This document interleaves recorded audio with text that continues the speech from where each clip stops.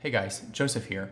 I get asked many questions about teaching online and how to set up for teaching online, and so I thought y'all might find it helpful if I put together a video where I discuss the most common questions that I get on this topic. So with that said, I'm just going to dive right into the questions, and I hope y'all find this helpful. The first question, and definitely the one that I get the most often, is this: what is the minimum setup you need to get started teaching online? So I don't want to overcomplicate this, and I know people that probably watch my videos might think that I'm going to suggest something complicated, but really I think simple is best, especially when you are not very familiar teaching online. You don't want to be fiddling with technology while you are trying to actually have a good lesson. So basically what I recommend is a laptop and a laptop stand, or a tablet and a tablet stand. I think that if you're using a laptop stand, and a laptop stand is like it looks kind of like a heavy duty sheet music stand, and it lays flat and the laptop can sit in it kind of at an angle. And I like that because you can prop it up above the level of the keys and then close the lid a little bit and have the camera of the laptop look down at the keys. So I think that is the simplest, easiest setup to actually set up. And the only thing you would really need is a laptop stand if you already have a laptop. If you don't have a laptop and you have something like a tablet, you'll have to look on Amazon for something called a tablet floor stand. So this would sit on the floor, and then it would have a little pole that comes up and a little mount that you can mount your tablet in. So tablet mounts are a little trickier to get the camera angle right, but many of my students use iPads and it works just fine. So I would recommend one of those two options. If you don't have a tablet or a laptop, the next best thing is to just use a desktop computer and get an external webcam like a Logitech C920 or C922 or something like that. So next question I get is, what setup should students use? And honestly, the answer is the same. So I think that teaching setups can get really complicated, and it's really helpful because a lot of students really need all the help they can get. But if you're a good teacher and you know your material really well and you know what you're doing, you probably don't really need the student to invest very much. You just need to see them and you need to see their piano. So what I tell my students, and this holds true for teachers as well, you want to be able to see the entire keyboard, and you want to be able to see from above the keyboard. So you don't want a situation where your right hand is blocking the left, or the left hand's blocking the right, or whatever. So you want to have that camera elevated enough to where it can see over both hands. If this is an issue, you could always ask the student to play a lot of hand separate stuff, but this is generally what I recommend. Last, I recommend that you make sure to get the student's face in the shot, or make sure to get your face in the shot. And that's because lessons feel kind of impersonal if you just see hands. So just to go over that, you want the whole keyboard in the shot, you want to be above the level of the keys, and you want to try to get the student's face or your face in the shot as well. And you can satisfy that pretty easily with a laptop stand or a tablet mount, as I mentioned earlier. Next question is, which is the best platform to use, Skype, Zoom, or FaceTime? So all of these platforms are really good. I think that FaceTime is the weakest, and the reason I say that is because FaceTime only works with Apple devices. So unless you and all of your students own Apple devices, you're going to end up having to use Skype or Zoom anyway. And I personally do not like to switch platforms depending on the student. I use Skype. I'm a big fan of Skype. And so everyone that studies with me uses Skype. So I highly recommend picking a platform and sticking to it. But I don't really recommend that platform be FaceTime, unless for some reason the other two platforms don't work. Now, as far as Skype versus Zoom, I think that from what I've heard, Zoom has better audio and video quality, but I don't know if this is true with the latest version of Skype or the latest version of Zoom. I'm quite happy with how Skype looks and sounds when the internet connection is solid and the cameras and everything are good. And I think that Skype has the advantage of being very easy to set up because it's just basically like you're calling the other person directly. And you don't really have a lot of settings to fiddle with. I mean, it's really, really simple, and everybody can put the app on their phone or on their tablet or on their computer, so it's pretty easy. Zoom, I actually like how robust Zoom is. There's a lot more features. There's a lot more sophistication with the technology where you can like bring in screens. Like I can bring in my iPad screen wirelessly. Like, that is really awesome, and I would really like to investigate that further, and I wish Skype had that feature. But I do think that overall the concept of Zoom, where you have meeting rooms that people join, and there's also a couple of minimum settings that you have to get configured for the mic to sound normal, that's the reason I recommend Skype over Zoom personally, and that's why I've pretty much designed my business around Skype. I'm open to that changing, but I definitely think you should pick one of those two platforms. Okay, the next question is, why does my video call look so bad or sound so bad?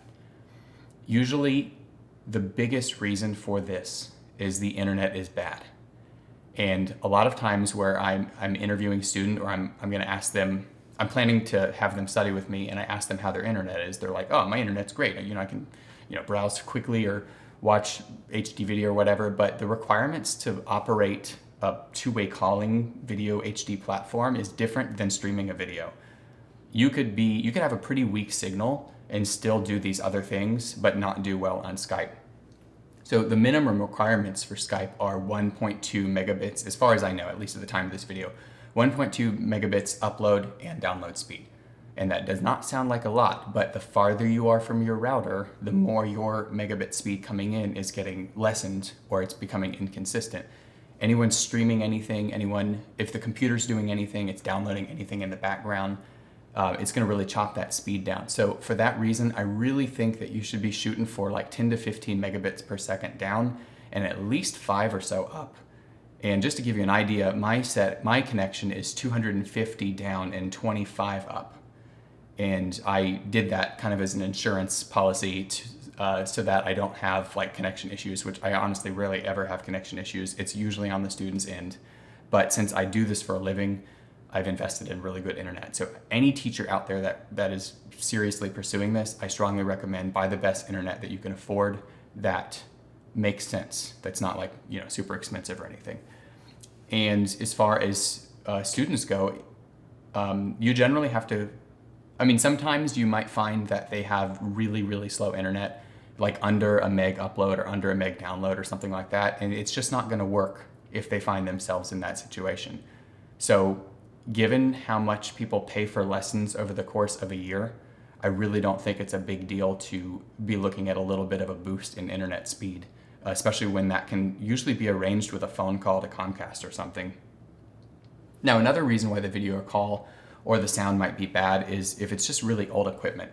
So if you're using a laptop that's still got like Windows 8 on it, generally the mics and video cameras that come with those types of laptops are like nothing compared to what you see today. So it may be time to upgrade your device or switch devices.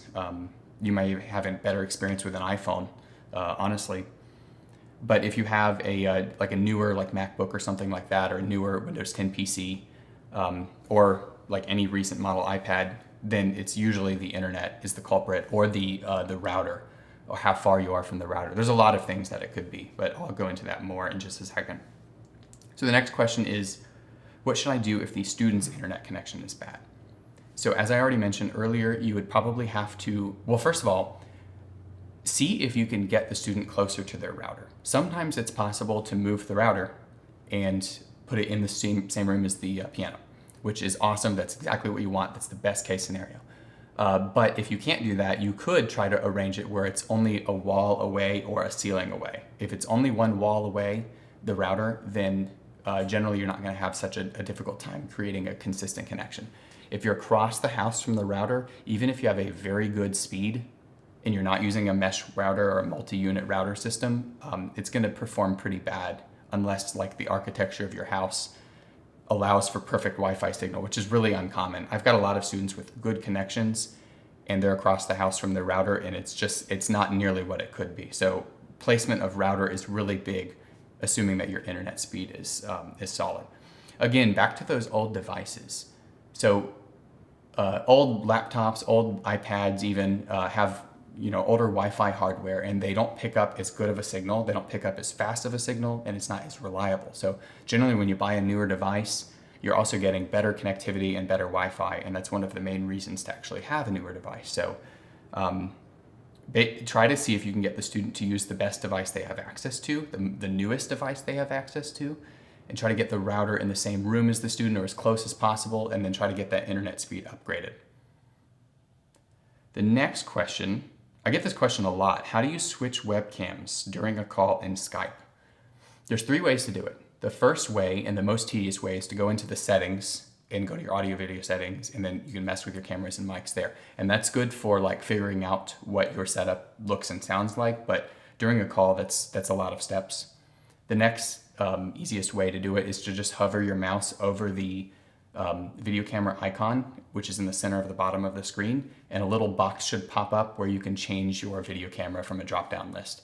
But the way that I change my camera, and the fastest way I think that the fastest way to do it is to right-click your camera preview. So your camera preview is the preview of your own camera. So if I've got my laptop set up here and I'm broadcasting to a student, there's a little window in Skype that shows me what I look like. And so if you right-click that window, which is called the preview window, you'll see a little drop-down list of your connected cameras. And with one click, you can switch cameras. So it basically is like right-click and then 1 click. So it's 2 total clicks to switch your cameras, which you can do really fast. I switch my camera pretty often, at least a few times a lesson, and I never have to wait for it or anything. It just takes a second. And I will usually just right-click that preview and select from the drop-down while a student is playing something that I know I'm going to have to explain to them. So I generally try to anticipate when I'm going to try to switch the camera, and that seems to be working well. Why does my camera have a mirrored image in Skype? So this is something that actually, if you look it up, you're not going to really find a lot of information on, but basically, if you look at your preview in Skype, it's a mirror of your setup. And I don't know why they do that. Maybe it's because it's the most natural, or maybe they think it's the most natural. But if I'm playing a right-hand scale going up, in my preview it looks like a left-hand scale going down, right? So I get a lot of teachers that are freaked out about what are they broadcasting to the student? Well, you are broadcasting the correct orientation to the student. So let's say your camera is right here and it's looking at the keyboard. The camera that is being broadcast to the student is the same view that you would see if you were sitting there where the camera was. So if you were sitting there next to the piano and you were looking at it, this camera's going to broadcast that exact view. The mirrored thing, I know that's weird, and I know it's hard to just trust that, but that is how it works. If you don't trust that, you could always go into any camera application. Like if you're on Mac, you can go into QuickTime, or if you're on Windows 10, you could go into the Windows 10 camera app. And you could see that it will be the correct orientation in those apps. So that proves that that is what the camera sees. So hopefully I save you guys some frustration there, because a lot of people think that it's like a problem with the camera or it's a problem with the software. It is not. It's just how Skype works. All right, the next question is, do you use ManyCam or like other picture-in-picture software?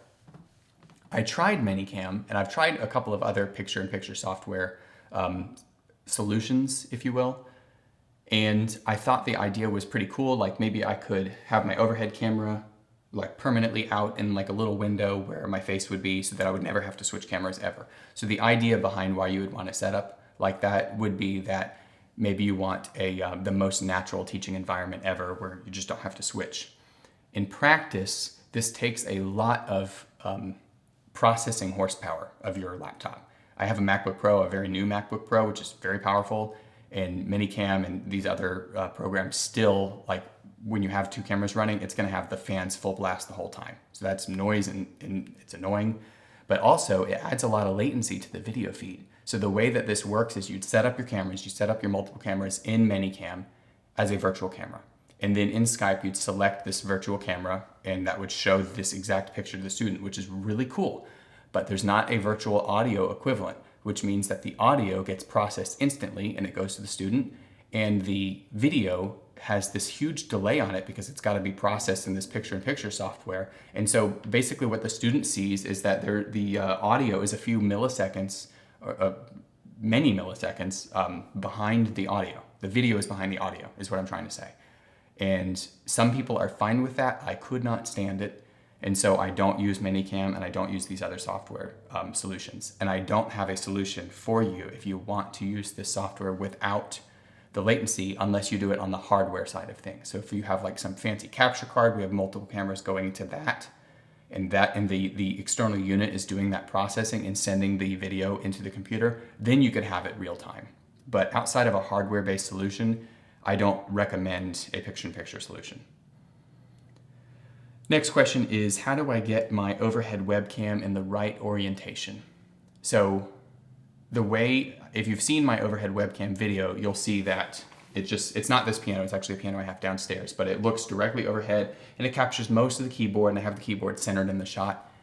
And the way that I have that configured is that I have a stand on the left side. And I have a video that basically talks about this, so you should totally check that video out. But the stand goes over the piano like this, and then there's a little adapter. It's called an on-stage, I think it's a 1/4 to 5/8 inch adapter. The stand is a mic stand, so it takes, which is a 5/8 thread. So it takes the 5/8 thread and it converts it to a 1/4 thread, and you screw your camera into that, and it's like a ball joint, and you can kind of flip the orientation of the camera around and have it looking down at the keyboard as you see it. So if you would stand over the keyboard and look down, that's how you want the camera to be looking at the keyboard for the correct orientation. So if it comes the other way, it's going to be upside down, and as far as I know, there's no quick fixes to fix an upside down picture. So you've got to use some kind of adapter or something to reverse that camera. What camera angle do you recommend? I think, so this is going to be up to you as a teacher. If you are, it just depends on what you want to see. What I want to see is what I mentioned earlier. I want to see above the level of the keys, I want to see the entire keyboard, and I want to see the student's face. So generally the angle that allows that to be possible is something like if, let's say I put a laptop right here, even though this is not high enough, but let's say I did that. The camera would be like right here. And so I'd have it angled kind of towards the piano and far enough back from the piano where you could get me in the shot. I like that angle. That's what I try to get students to do, and that's what my side profile for my Skype setup generally looks like, except for the fact that the camera's like a lot higher. It's closer to eye level. So, but that's my preference. So as a teacher, you can think about, what do you want to see from a student? What do you need to see from a student in order to teach them effectively? And you can choose the camera angle that you recommend, but that's the camera angle that I recommend. So hopefully you find that helpful. Next question is, which is better for lessons, a MacBook or an iPad? So MacBooks, even the latest, greatest MacBook that you could spend like $5,000 for, it still has a 720p camera, which is really ridiculous. I think that's because the screens are so thin that they just don't have the room to get a nice camera in there. I don't know what it is. We should have 1080p, or probably we should have like 4K cameras in our laptops. I'm surprised that that's not a thing yet. But since it isn't a thing, the camera on a lot of laptops, camera on a MacBook specifically, it leaves much to be desired, I think. But it's still fine. It still gets the job done. Now the iPad has a nicer front camera than the MacBook does. They both have good mics, so it comes down to that picture quality. So the iPad's going to broadcast a better picture, a newer iPad. It's going to broadcast a better picture than the MacBook will. However, especially if you're a teacher, the MacBook is so much more flexible, and it is so much more easy to mount and get it in the right position. And you can use external cameras, you can use external microphones, you could plug a lot of stuff into it. So the expandability is significantly stronger with a laptop in general and a MacBook versus an iPad. With an iPad, you cannot use an external camera. You can't, at least with Skype, it won't see anything that you plug into it. It'll see a microphone, but it won't see, like if you wanted an overhead camera, that's not possible. So for most people, if you have a laptop, that's what I recommend you use. Plus, if you're multitasking and taking notes and doing other kinds of things with like student assignments or billing or anything in the background, it's just easier on a desktop class architecture than a mobile architecture from the iPad. So even though the camera is not as good, I recommend the MacBook. Which condenser mics should I use? I think, so a lot of the USB mics that you can get are condenser mics. As far as USB platform goes, I recommend like a Blue Yeti or something. There's other good mics. I know that the Blue Yeti is like, from an audiophile perspective, Blue Yeti is quite mediocre. But the reason I recommend the Blue Yeti is because it's got multi-capsules in it, and it's got a stereo capsule. And so if you ever need to record for your students, stereo is way, way better than mono. And so if you have just a decent mono mic, it's just not going to pick up the spacing and the detail that a stereo mic is going to pick up. So I think that the Blue Yeti is helpful for making recordings. That being said, Skype does not see stereo. It sees one input. I mean, you can mix it down and everything, but it's never going to be stereo. It's never going to be separate for the left and right channel. So for that reason, it kind of doesn't matter what mic you get if you're just doing, if you're just using it for Skype. As far as like other features of the Blue Yeti that I like that it's got real-time monitoring. So you can plug in a headset into the Blue Yeti itself instead of in your computer, and you can hear yourself a little bit. So this is very helpful, especially if you don't have open back headphones, which allow you to hear yourself. If you have like the sealed off headphones, then having real-time monitoring is where there's no latency. It's really, really important. So the Blue Yeti allows you to do that. You can adjust the gain, and you can adjust the level of the mix in the headphones. So that's really, really helpful. By the way that you do that is you have to be using a MacBook or a laptop or a desktop class OS in that version of Skype. But you'll select the Blue Yeti as your input and your output device in Skype, and then you use your headphones with it. So works really well. I definitely recommend it. Now, if you're wondering what mics I use, I actually do not use a USB system. I use a USB-based system. I use an XLR audio interface. I use a Scarlett 2i2, which is a little, you can't see it right now because I'm using it, but it's like a little box about this big, and it's got inputs for microphones on it, and it's got an output that goes to the computer via USB. And this box powers high-end XLR condenser mics, which gives you significantly better audio quality and significantly higher fidelity. Now, a lot of this is lost in Skype because Skype compresses the audio. However, I have tested it with many of my students, the ones that have the more discerning ears, and they can tell the difference between something like a Blue Snowball, which is a mic that I just have lying around, and my XLR mic.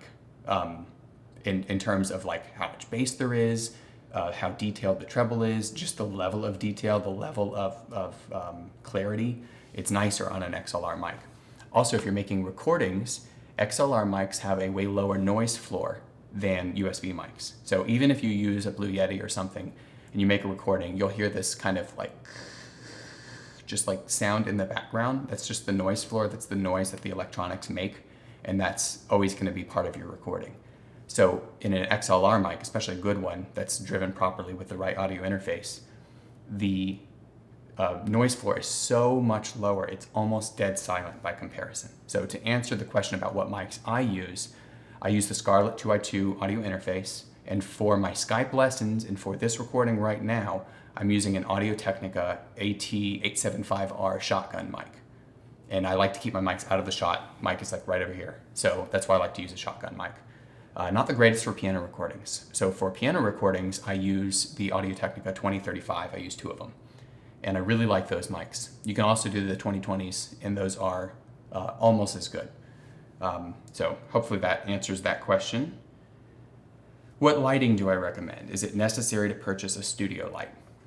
I recommend that you have as many lights on as possible, or your blinds open or whatever. Have as much light in the room as possible, but have as little of it in the shot as possible. So I would want all of the light coming from behind the camera or out of the shot. If you have it in the camera, it's going to cause little auto exposure issues, and it can be frustrating. So in order to avoid that, you can just have, like a light directly, like a floor light or something, directly behind the camera, looking at your piano and your keys and everything, and then have every other light on the room as much as possible without having it in the shot.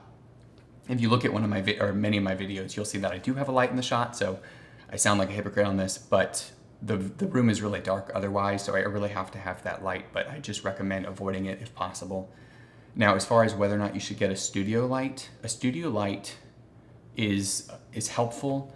I use one. I'm using one for this video right now. It's helpful where you need a lot of light in an area, a lot more than like a floor light would provide. And the studio light I use is I think it's Neewer. I don't know how to say it. It's Neewer. And I think it's a 480 LED light or it's a 560 LED light. I don't remember the exact specs, but it's adjustable. The color temperature is adjustable, and I've got a softbox on it. And that whole thing, I think, with the stand and everything, was probably, just under $100. And I find it very helpful because I can get a lot of light directed wherever I need it. But I don't think it's essential, and I think it's one of the later upgrades that you'd want to consider unless your room is really dark. I mean, it's just easy, just put more lights in the room. I'm sure you have lights laying around if you need, a better lit environment. I should probably mention one thing about lighting. You do need the lighting bright enough in the room that the picture doesn't look dim. If the picture looks dim, the camera will compensate. Typically, like webcams and stuff, they'll compensate by lowering the frame rate in the feed. And you don't want a slow frame rate when you're teaching piano. So that's one of the ways that it can see into a darker space is by lowering the frame rate and adjusting the exposure. So have the light bright enough and enough lights in the room, especially if you're teaching at night, like I do a lot of teaching at night, so that this lower frame rate feature thing is avoided. Is it possible to play a real-time duet with a student? I am sad to say it is not, as far as I know. Over the internet. That's one of the things that when I transitioned from in-person lessons to online lessons only, that is like the thing that bothers me the most about it. There's other trade-offs, but they're really not a big deal. This is kind of a big deal, and you have to adjust your teaching strategy to not include duets, or you need to send your student recordings of duets, and you can have them play against the recordings, and that is very sufficient. That works fine. They can practice against it anyway, but it's just not as fun, and I understand that, and I'm sorry to say that it is not possible as far as I know, but as long as we have latency, it's just not going to work. How do you charge for lessons online? I don't know if they're asking, like, in general, how should they charge, or how do I charge, but I use an accounting software called Wave, which is similar to FreshBooks or other accounting software suites out there. This one's free. It's really helpful. And you can create professional looking invoices, and I use it to compile all of my financial information for this business as well as at least one other business, and then I just give it to my accountant at the end of the year.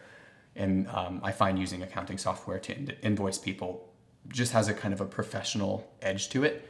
But for my overseas students, I still end up using PayPal a lot, and even some people in the States I use PayPal with. So I can't just use Wave, I guess. And so for that reason, I might be inclined to tell people to just use PayPal overall if they just want to use one solution, because PayPal pretty much works everywhere and it's easy and reliable and trusted. Do you work with 4 to 5-year-old students online?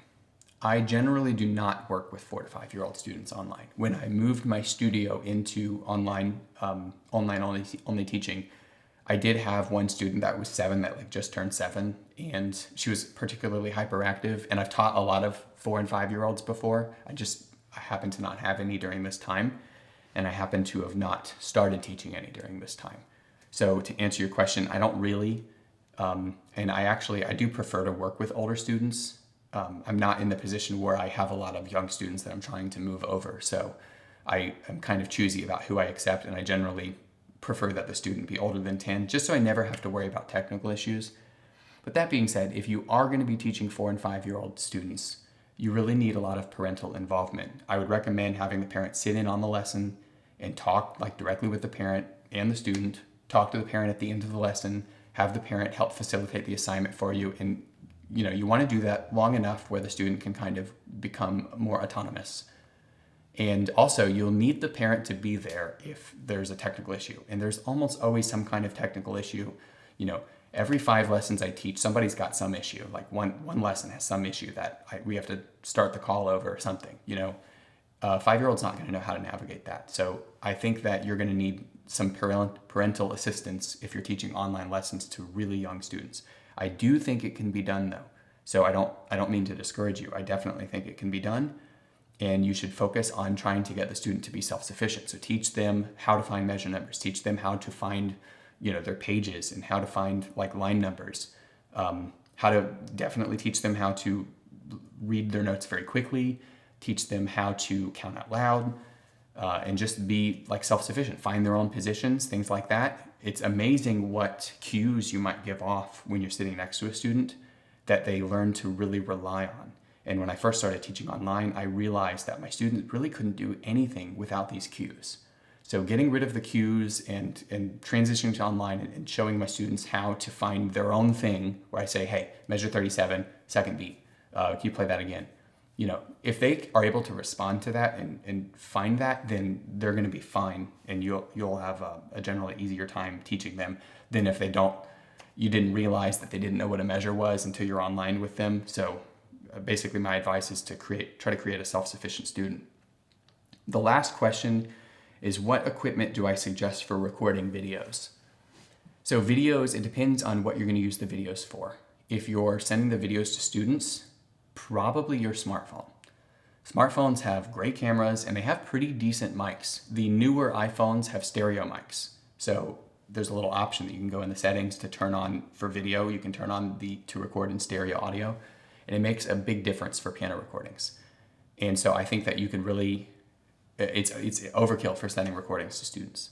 For putting recordings on YouTube, I also recommend a smartphone. In fact, that's what I'm shooting with right now. I'm using an iPhone 10 or 10R from 2018, and I'm quite happy with the picture quality. Now, I am using, the external microphone and everything, and I would suggest that if you're going to do a lot of YouTube work, that you would invest in an external microphone. You can just plug it into your iPhone, but that's pretty much all you need. However, you can also use a webcam. Like if you have a Brio, I'm a big fan of Logitech Brio for its picture quality and its wide field of view, but also the C920, C922, anything like that. If your camera is oriented in such a way where it's going to be helpful to make videos with, and you don't want to bother with the whole smartphone thing, then you can just use QuickTime, or you can use the Windows 10 camera app and create recordings, on your computer, and you can cut them up in iMovie or I think there's the Windows 10 Now editor that's built into the OS. And so it's pretty easy to, get smartphone video or webcam video and cut it up, chop off the little bits of time before your recording starts and after your recording ends, and then upload it to YouTube or wherever. So hopefully you find that helpful. So that's it for this Q&A. If you guys find this type of thing helpful, where I just basically ramble off answers to a bunch of questions, and you want me to do another one, I would encourage you to leave your questions in the comments of this video, or you can send them to me via my contact form on my website. And I guess that's all for now. So see you in the next video.